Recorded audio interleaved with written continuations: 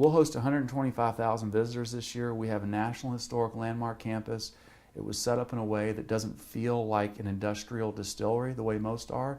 And when you go talk to folks after they've been here, by far and away the number one thing they talk about is the smiling faces of the people they meet, you know, through the process.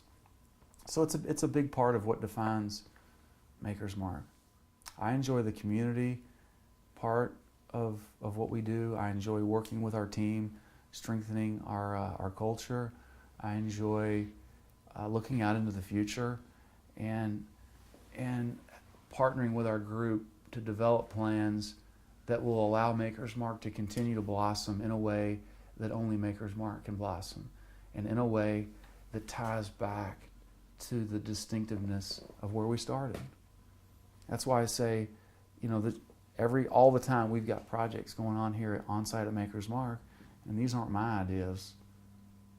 These aren't the engineer's ideas. These are ideas that sort of have come out of the original vision for this place and this brand and the home place.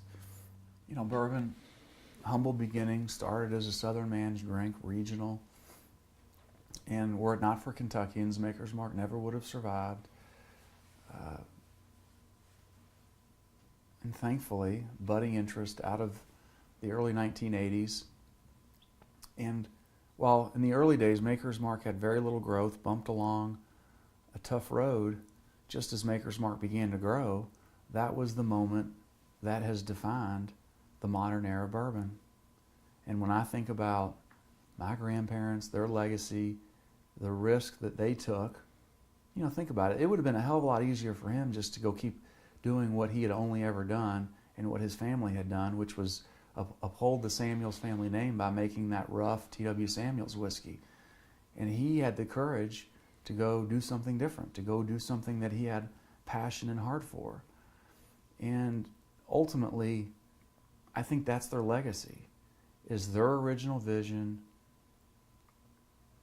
helped define the industry as we know it today, which has grown from Kentucky to regional, from regional to national, and is on the threshold of international. I've been all over the world, and when we take time to talk to consumers, our customers in Moscow, Cape Town, South Africa, Paris, France, all over the world, customers in those cities connect and respond rationally, emotionally, in the same way that they do here.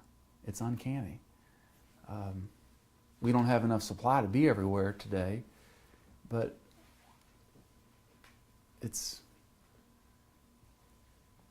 since this brand came from the heart and soul of a distiller, was not a marketing brand. This brand came from a craftsman and his wife, and that authenticity, the richness of that, means a lot to a lot of people today, all over the world. I took the first case of Maker's Mark to Cape Town, South Africa, literally on the airplane. Nobody in South Africa, I don't think, had ever heard of Maker's Mark. We're there for the Whiskey Live in South Africa, in Cape Town, and a huge room, conference facility. They set up the little bitty tiny Maker's Mark table, which was probably 4 feet long. I don't know why they did this to me, but they set it up exactly next to the Johnny Walker exhibition, which was like this full consumer experience. That was like 3,000 square feet, just the Johnny Walker experience. And it was fantastic. But we were hand dipping bottles, we were bringing the brand to life, the uniqueness of Maker's Mark to life, and we had a line around the block.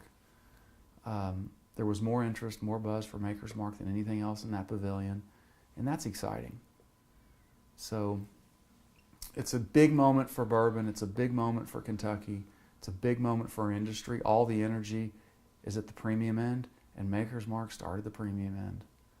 And I'm proud of that as the grandson of the founders here.